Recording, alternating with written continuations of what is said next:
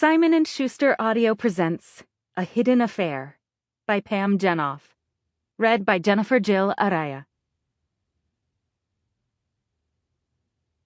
Chapter 1. I gaze across the veranda, beyond the rows of yachts and sailboats bobbing in the Port de Monaco, toward the sparkling Mediterranean waters. To my right, the shoreline curves inward before jutting out to sea again at La Condamine, the cluster of tall, gleaming buildings that rise against the steep, rocky hillside. A drop of perspiration runs down the glass carafe of water that sits before me and seeps into the white linen cloth. From the dozen or so other tables around mine comes the quiet murmur of conversation, mingled with spoons clinking against teacups and the gentle rustling of morning newspapers. Inhaling the mix of salt air and coffee, tinged with a hint of citrus, I tilt my head upward. Above the canvas and bamboo umbrella, the sky is an unbroken blue. It is hard to believe that just 2 days ago I was in England. I took the last evening flight from Heathrow, rushing to the airport, only to be, predictably, delayed by fog.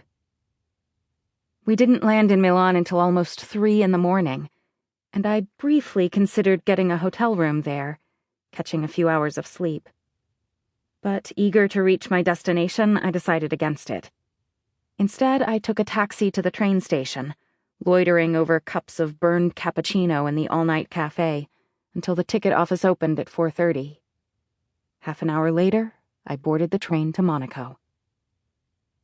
We traveled through the gritty outskirts of the city in the darkness, stopping twice at remote stations for passengers, before picking up speed and moving through the rugged border region between Italy and France. As we reached the coast, the sun seemed to rise suddenly behind us, a floodlight on a movie set, revealing the jagged peaks above, blue waters below.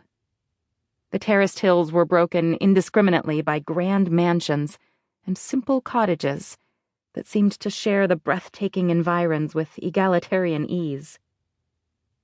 The train slowed again to a leisurely pace, hugging the mountainside, unfazed by the sports cars and lorries that raced along the thin strip of road beside it.